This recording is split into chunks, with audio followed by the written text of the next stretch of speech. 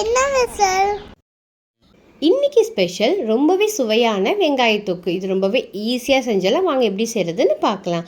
அதுக்கு ஒரு பேனில் ஆயில் ஆட் பண்ணிக்கோங்க. அது கூடவே கடுகு, உளுந்து, கொஞ்சமாக வெந்தயம், ஒரு மிளகாய் நான் கிள்ளி போட்டுருக்கேன். உங்களுக்கு எவ்வளோ வேணுமோ ஆட் பண்ணிக்கோங்க. அது 2 நிமிஷத்துக்கு அப்புறமா வெங்காயம் சேர்த்த போகிறோம். அதை பெரிய வெங்காயம் 3 எடுத்திருக்கேன். நீங்கள் சின்ன வெங்காயம் கூட ஆட் பண்ணலாம்.